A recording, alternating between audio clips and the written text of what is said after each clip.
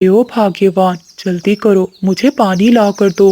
कोमल चिड़िया रसोई से पानी लाकर अपने पति को देती है। पति जी, ये लीजिए पानी। क्या हुआ, आज आप बहुत परेशान लग रहे हैं।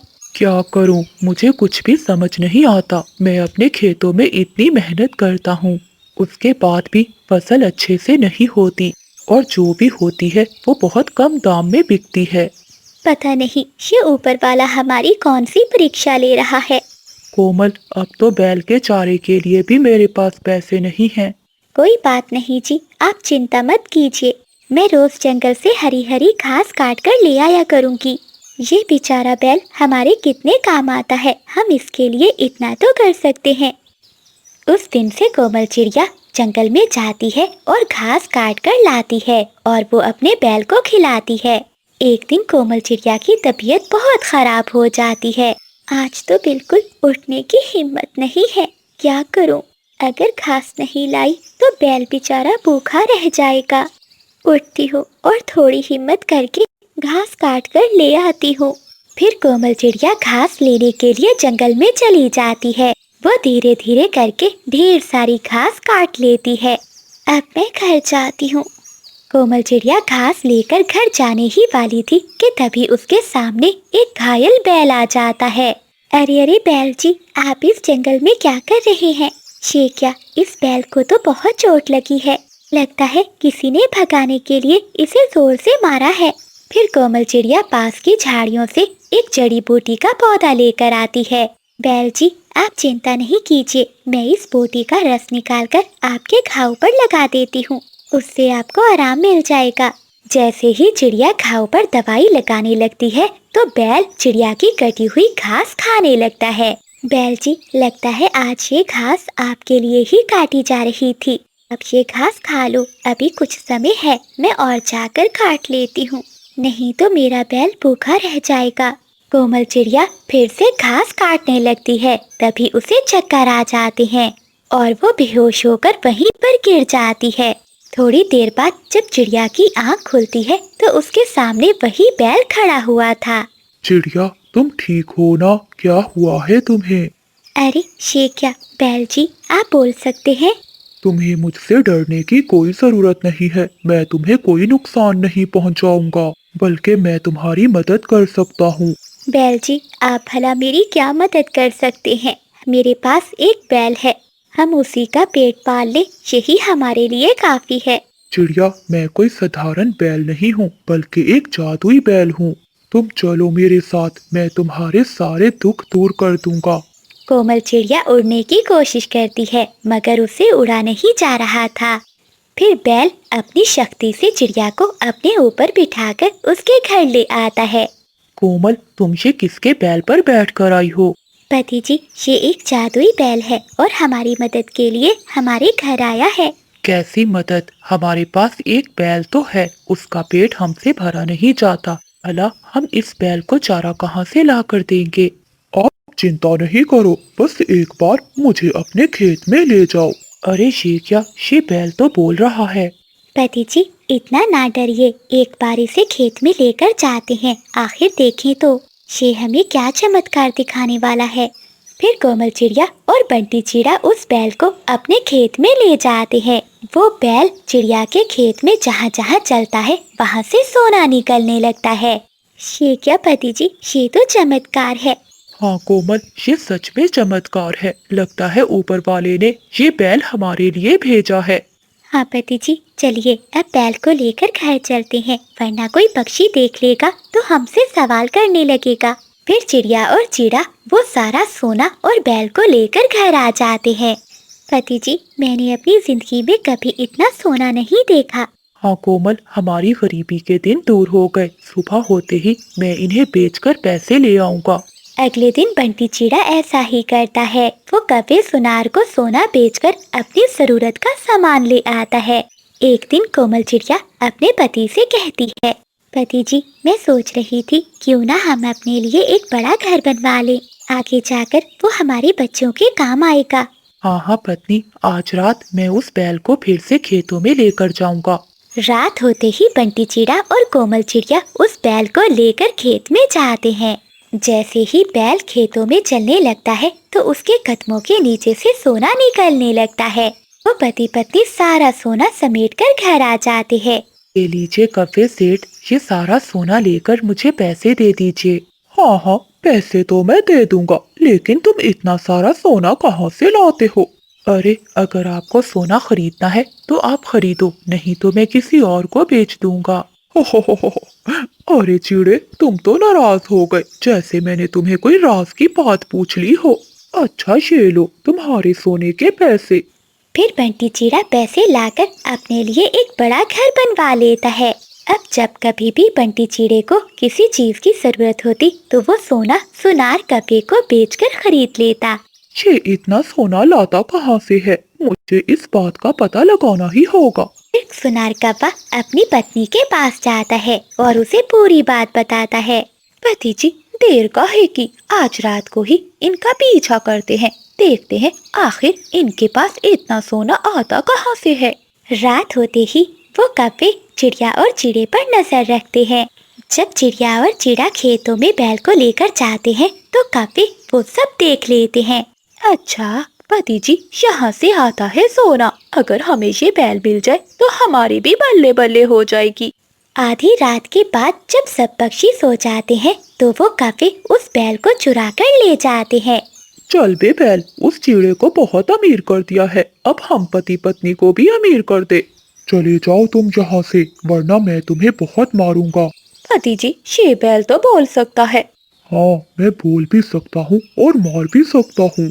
तभी आवाज सुनकर बंटी चिड़ा वहाँ आता है। छोड़ दो मेरे बैल को, तुमने मेरे बैल को क्यों बांध दिया है? पति जी, ये बैल तो हमें कुछ नहीं दे रहा, क्यों ना हम इस चिड़े से ही निकल पाए। चल बे चिड़े, तेरे पास जो भी है सब निकाल बाहर, मैं तुम्हें कुछ भी नहीं दूंगा। तभी बादल कपे को बहुत गुस्सा आता है और वो पति पत्नी मिलकर चिड़े को मारने लगते हैं। ये देखकर बैल को बहुत गुस्सा आता है और वो पीछे से आकर कपा कपी को उठाकर दूर फेंकता है। हाय रे पति जी, मेरी कमर टूट गई। हाँ बिजली, मुझसे भी नहीं उठा जा रहा, कैसा बैल है ये? चलो चलो, यहाँ से भागने में ही भलाई है। ऐसा कहते हुए वो कपे वहाँ से भाग जाते हैं। अरे, और कितनी देर लगेगी? कपे, इतनी देर तो मैं यहाँ नहीं खड़ा हो सकता। चलो मोटी चोंच वाले, रुकना है तो रुक, वरना जा यहाँ से। आराम से बोल, चीकू, चीकू नाम है मेरा। ठीक से बात कर मुझसे, पहले तू तोतला है, अब तेरी टांगे तोड़कर तुझे लंगड़ा भी कर दूंगा। न जाने तू अपने आप को क्या समझता है? इस जंगल का सबसे बढ़िया मोमोज वाला। अच्छा, तेरा धंधा भी बंद ना करवा दिया तो मेरा नाम भी चीकू नहीं। चीकू तोता गुस्से में अपने घर वापिस आ जाता है। चीकू जी, कहाँ गए थे आप सुबह से? कब से आपका इंतजार कर रही हूँ। तो नहीं टिंकी, बस घूमने गया था। जंगल में घूमने से अच्छा है कि तुम भी एक मोमोज का ठेला लगा लो। देखा है उन कफों को, कितना अच्छा चलता है उनका धंधा। अपनी पत्नी की बात सुनकर चीकू तोता मन में सोचने लगता है। अरे वाह, टिंकी ने तो बहुत अच्छी तरकीब दी है, अब मैं भी उस काफे से बदला लूंगा। टिंकी, तुमने आज मेरी आंखें खोल दी है, अब मैं भी लगाऊंगा मोमोज का ठेला। क्या पति जी, आप सच बोल रहे हैं? हाँ, लेकिन एक समस्या है। क्या हुआ? अब क्या समस्या है? टिंकी, मुझे तो मोमोज बनाने ही नहीं आते। आप चिंता क्यों करते हैं? मैं आपको घर से मोमोज बना कर दूंगी, बस आप जाकर उन्हें बाजार में बेचाया करना। तो ठीक है टिंकी, मैं कल से अपना ठेला लगाऊंगा। अगले दिन चीकू तोता जंगल के बाजार में अपना ठेला लगाकर मोमोज बेचने लगता है। आओ आओ पक्षियों, मोमोज ले लो, गरम गरम मोमोज ले लो। चीकू तोते की आवाज सुनकर बादल कपा गुस्से से उसके पास जाता है।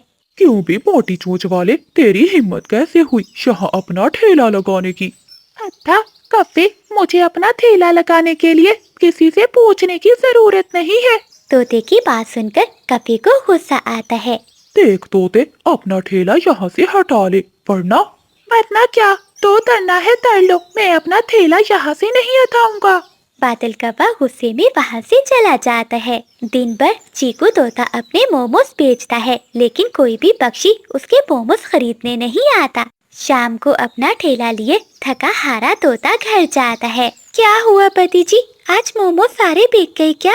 फिर चीकू तोता सारी बात अपनी पत्नी को बताता है। क्या करूं चिंकी, अब मैं क्या अपना धंधा बंद कर दूं?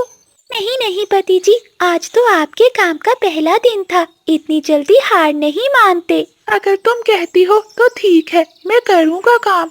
अगले दिन भी चीकू तोता अपना ठेला लिए खाली बैठा था। मेरी तो किस्मत ही खराब है, जिस काम में हाथ डाला है कभी 2 दिन से ज्यादा नहीं चला। तोता उदास बैठा ये सब सोच ही रहा था कि तभी उसके पास कबूतर आता है। अरे तोते भाई, तुमने मोमोज का ठेला लगा लिया और मुझे बताया भी नहीं। तुम्हें इतने क्या, मैं जो काम भी करूं। अरे गुस्सा क्यों करते हो, मुझे 1 लीटर दूध दे दो। क्या दूध? तुम्हें यहाँ कोई गाय बंधी दिखाई दे रही है?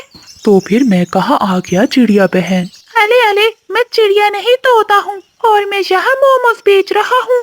अच्छा अच्छा, तो मुझे 1 प्लेट लगा दो मोमोज की। कबूतर वो सारे मोमोज खा जाता है। अरे क्या बात है इन पकोड़ों की, ये तो बहुत स्वादिष्ट थे। अच्छा अब मैं चलता हूँ। ताहा ताहा, पहले मेरे पैसे तो दो। कैसे पैसे? मैं तो तुम्हारा दोस्त हूँ, भला दोस्त से भी कोई पैसे लेता है? वैसे भी मेरे पास तो कोई पैसे नहीं। अच्छा, अगर पैसे नहीं थे तो मोमोज क्यों खाए? तभी तोता सोचता है, क्यों ना मैं इसे अपने ठेले पर काम पर लगा दूं, इससे मेरे पैसे भी वसूल हो जाएंगे। ठीक है, अगर तेरे पास पैसे नहीं है तो तू मेरे साथ मेरे ठेले पर काम करवाएगा। ठीक है तोते भाई, मैं काम करने के लिए तैयार हूँ। वैसे भी मेरे पास करने के लिए कोई काम नहीं है। दोपहर तक तोते के ठेले पर कोई भी ग्राहक नहीं आता। खले खले खले, मेरा मुंह क्या देख रहे हो? जाओ किसी ग्राहक पक्षी को लेकर आओ। ठीक है, मैं अभी किसी ग्राहक को लेकर आता हूँ। ऐसा कहते हुए कबूतर वहाँ से बादल कप्पे के ठेले पर चला जाता है। अरे भाई, क्या तुम्हें मोमोज खाने हैं? पता है जंगल पे नए मोमोज का ठेला लगा है। अबे ओ कबूतर, मेरा खुद का मोमोज का ठेला है, भला मैं क्यों खाऊंगा? फिर कबूतर पास खड़े पक्षियों से कहता है, अरे बुलबुल बहन, जंगल में बहुत मजे के मोमोज का ठेला है, तुम चलो वहाँ चलकर मोमोज खाओ। कबूतर, क्या तुम अंधे हो गए हो? मैं मोमोज खा रही हूँ। अरे बुलबुल, ये तो सड़ी हुई सब्जी के मोमोज हैं, हम जो बेच रहे हैं वो बहुत स्वादिष्ट हैं। कबूतर की बात कौवा सुन लेता है। क्या बोला कबूतर? मेरे मोमोज सड़े हुए हैं? फिर कौवा कबूतर को मारता है और वहाँ से भगा देता है। अगले दिन तोता जब ठेला लगाता है तो वो किसी काम से चला जाता है। आज तो मालिक नहीं है, मैं उसके सारे मोमोज बेच कर रहूंगा। वो मुझ पर बहुत खुश होंगे और मेरी तनख्वाह भी बढ़ा देंगे।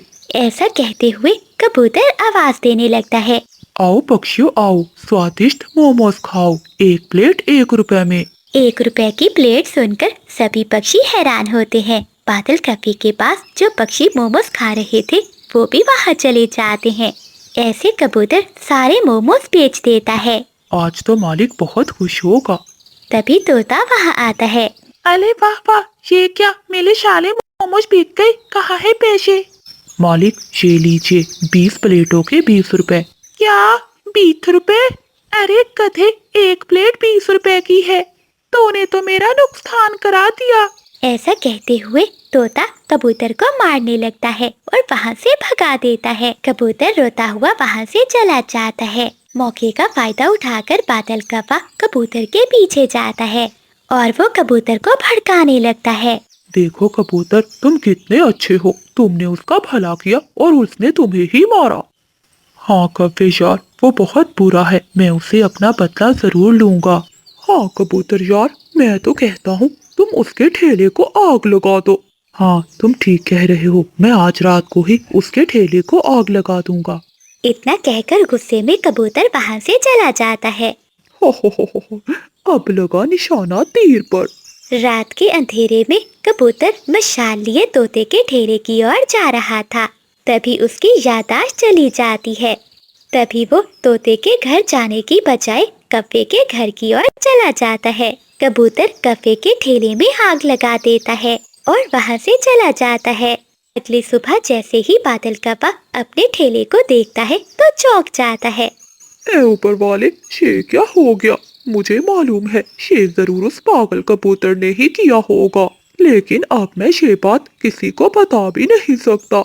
हाय मैं लुट गया, मैं बर्बाद हो गया। उधर कपे का ठेला ना होने की वजह से तोते के ठेले पर रश लग जाता है। ऊपर वाले, आखिर तो किस जन्म का बदला ले रहा है मुझसे? मेरा और मेरे बेटे का क्या कसूर है? बबली कबूतरी अपने बेटे बबलू को लिए तेज बारिश में उड़ रही थी। उसके पति कबूतर ने उसे धोखा देकर दूसरी शादी कर ली थी और बबली कबूतरी को उसके बेटे के साथ तेज बारिश में घर से बाहर निकाल दिया था।